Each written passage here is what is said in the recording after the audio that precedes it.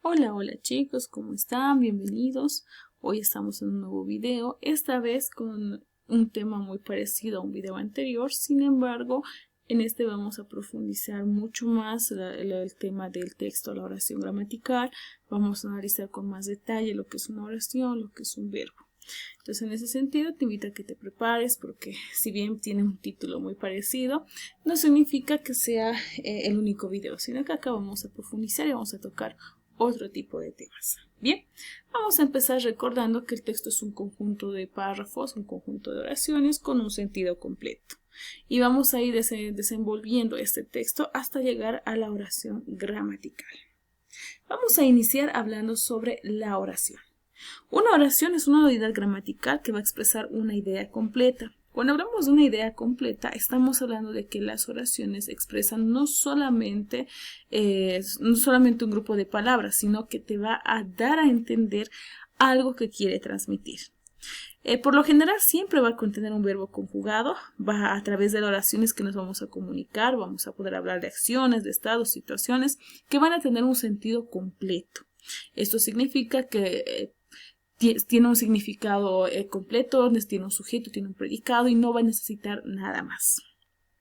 Las oraciones nos permiten entender a nosotros quién está realizando la acción, qué sucede o en qué estado se encuentra alguien o algo. Una oración, más allá de ser un grupo de palabras, es también un enunciado que nos va a tener un mensaje completo. ¿Cuál es la diferencia entre una oración y una frase? Las frases, a diferencia de la oración, no van a tener un verbo conjugado. Si bien una oración expresa una idea completa, una frase la va a tener, vamos a entender esa frase, sin embargo, la idea está incompleta. O simplemente le vamos a entender por el contexto en el cual se está realizando. Entonces, si yo quiero hablar sobre, por ejemplo, una frase, las frases no me vaya a entender esa frase, pero no va a tener la información concreta. En cambio, una oración sí va a tener porque va a contar con dos partes importantes que son el sujeto y el predicado. Además que las oraciones son la base del texto escrito. En cambio, una frase se va a utilizar en avisos, en títulos, en carteles o en anuncios que no necesariamente contienen un verbo. Las frases por lo general no van a tener verbo, ni conjugado, ni en infinitivo, gerundio o participio. En cambio, una oración sí va a contar con ello. Es importante que recuerdes que no toda expresión con sentido es una oración. Para que una expresión con sentido sea considerada como oración, pues debe tener esto, un verbo conjugado. Ahora, cuando hablamos de oraciones, vamos a hablar también sobre la oración simple y la oración compuesta. Cuando nosotros hablamos de diferentes tipos de oraciones, las vamos a dividir por la cantidad de verbos que tienen en su estructura. En ese sentido, vamos a dividir en dos a la oración. Primero está la oración simple. Una oración simple se va a caracterizar porque contiene un solo verbo conjugado. Es decir, vamos a tener una cantidad X de palabras, un conjunto de palabras que van a tener un mensaje completo, pero van a tener un solo verbo conjugado.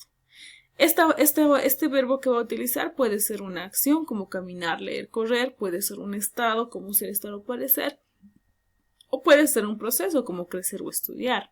Entonces, cuando hablamos de oraciones simples, estamos hablando de un solo verbo. En cambio, las oraciones compuestas van a ser aquellas que van a contener dos o más verbos conjugados. Se les llama compuestas porque por lo general es la unión de dos oraciones simples en una sola oración, un poco más larga.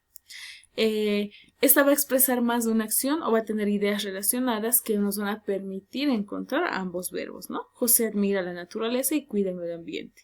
Admirar, cuidar, dos verbos en una sola oración, por lo tanto lo transforma en oración compuesta. Es importante que recuerdes que tanto entre oración simple y compuesta, la cantidad de palabras no define el tipo de oración que es. Ambas oraciones pueden tener varios complementos, pueden tener diferentes al inicio, al final, varios complementos, varios modificadores, pero eso no va a quitar la cantidad de verbos que tenga. Entonces, si tiene uno, es simple, si tiene dos o más, es una oración compuesta. ¿Cuáles son las partes más importantes dentro de una oración? La oración por lo general se divide en dos partes, el sintagma nominal o sujeto y el sintagma verbal o predicado. Sin embargo, dentro de estas dos partes tan importantes, es primordial reconocer a esta palabra, que es el verbo. El verbo, si tú lo estudias a medida que vayas repasándolo, te darás cuenta que o te haces amigo del verbo o te haces enemigo del mismo. Y lo mejor es tenerlo de amigo. ¿Qué es el verbo? El verbo es considerado como el núcleo de una oración predicativa.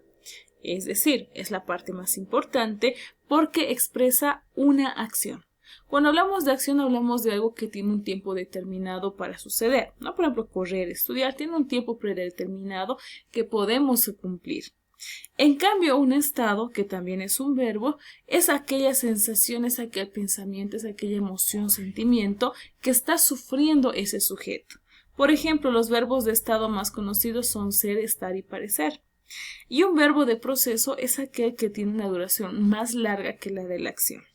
Los verbos de proceso son aquellos que van a durar pues desde meses, años y que no necesariamente van a tener un final. Por ejemplo, crecer, cambiar, son verbos de proceso que no tienen un final establecido.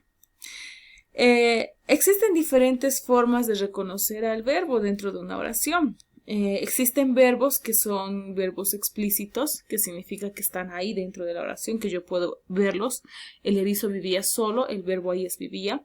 Y también existen los verbos sobreentendidos, ¿no? Por ejemplo, silencio. Al decir silencio, yo estoy sobreentendiendo que digo guarden silencio. El verbo guardar está sobreentendido. ¿Cuál es la función del verbo en la oración? 1. El verbo le da sentido a la oración, le da un sentido completo, ya que nos va a indicar qué se está realizando.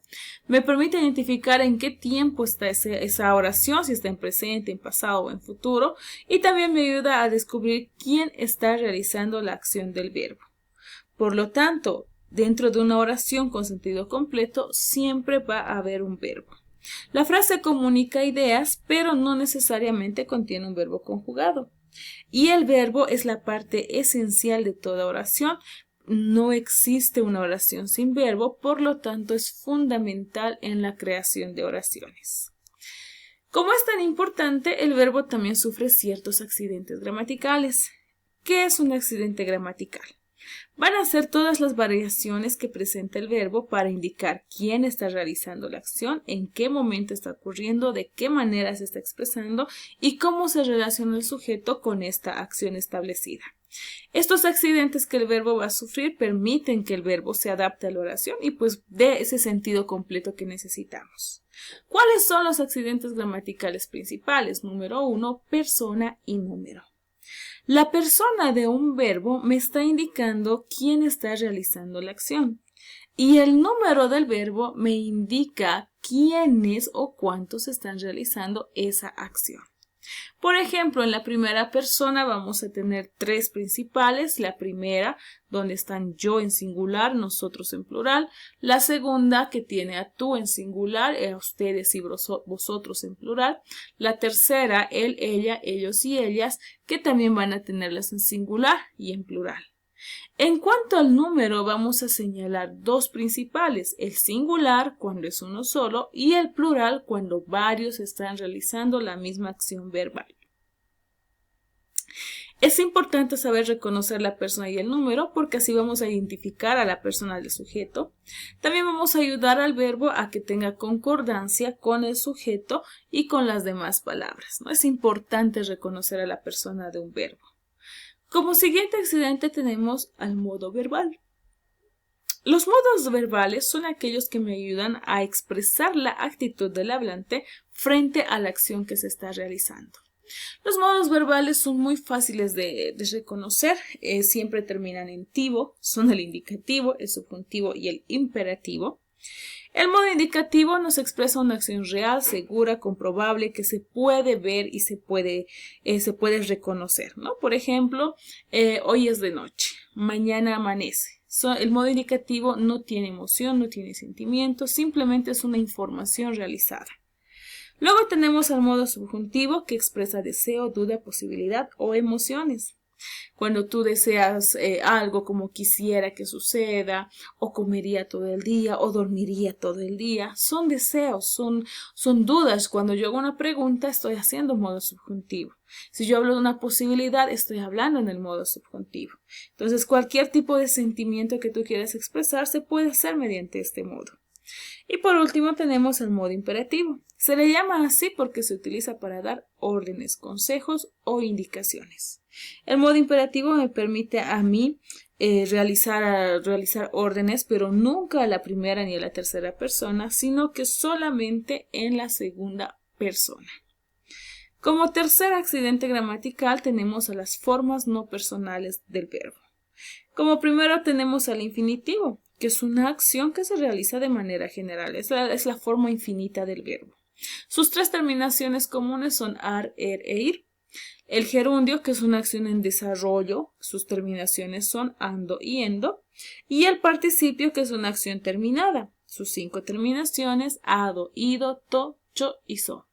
Tal vez te preguntes cómo se utiliza esto. Por ejemplo, acabar está en infinitivo. Si quiero convertirlo a gerundio, digo acabando. Y si quiero convertirlo en participio, digo acabado. Entonces, cuando hablamos de oraciones de verbos que van a tener estas terminaciones, vamos a reconocer si están en infinitivo, en gerundio o en participio. En cuanto al tiempo verbal, es importante recordar que se analiza cuándo se está ocurriendo esta acción. El pasado es cuando la acción ya ocurrió. El presente es cuando una acción está ocurriendo en este momento. Y el futuro es algo que ocurrirá muy pronto. Entonces, cuando hablamos del tiempo verbal, estamos hablando de que el tiempo se modifica dependiendo de cómo el hablante maneja su voz. En cuanto a la voz del verbo, vamos a hablar de la relación que tiene el sujeto con la acción verbal. Dos voces principales. La voz activa, donde el sujeto está realizando la acción del verbo, y la voz pasiva, donde el sujeto está recibiendo la acción verbal. En cuanto a su estructura, la voz activa está constituida por un sujeto agente, que es el que está realizando la acción, un verbo transitivo, que es el que permite que la acción pase a otro ser, y un complemento directo que responde a la pregunta ¿qué más verbo más sujeto? Por ejemplo, los niños rompieron la ventana. Los niños, sujeto agente porque ellos están realizando la acción. Verbo transitivo, romper, porque romper no se queda en los niños, sino que pasa a una cosa. Y el complemento directo que responde a la pregunta ¿qué? ¿Qué rompieron los niños? La ventana. Entonces, cuando tú encuentras una oración con complemento directo, indudablemente es una oración que está en voz activa. ¿Pero qué es el complemento directo? Es el ser o cosa sobre el cual recae la acción directa del verbo. En este caso, romper no recae sobre los niños, sino sobre la ventana. En cambio, la voz pasiva va a estar constituida por un sujeto paciente, una frase verbal y un complemento agente. El sujeto paciente es el que recibe la acción, no la realiza. La frase verbal es la unión del verbo ser más el verbo principal en participio. Es decir, el verbo ser se va a conjugar en pasado, en presente o en futuro. Puede ser fue, puede ser es o puede ser será. Y se va a unir a este verbo principal que es romper en su forma participia. En este caso, romper se convierte en roto o rota. Y vamos a decir, la ventana fue rota por los niños. Para cambiar a la voz activa a la voz pasiva, lo único que hacemos es convertir al complemento directo en sujeto paciente, al sujeto agente en complemento agente y al verbo transitivo en una frase verbal. ¿Por qué es importante reconocer a estos accidentes gramaticales? Si tú aprendes a reconocer estas partes esenciales del verbo, vas a analizar correctamente las oraciones porque vas a descubrir en qué tiempo, en qué modo y en qué voz está cada una. Vas a usar los verbos con precisión porque no es lo mismo usar un verbo en tiempo pasado que en un tiempo muy lejano que en un tiempo muy cercano. Entonces vas a aprender a usar. Vas a mejorar tu comprensión lectora porque vas a entender y vas a aprender en qué momento se está realizando esa acción. Y vas a poder escribir y hablar con diferentes correcciones gramaticales porque tú ya vas a saber en qué momento usar qué verbo. Bien, vamos a dejarlo hasta acá. No te olvides que este tema continúa, falta todavía mucho que hablar entre sujeto, predicado, complementos y demás, así que te espero en un siguiente video. Gracias por tu atención.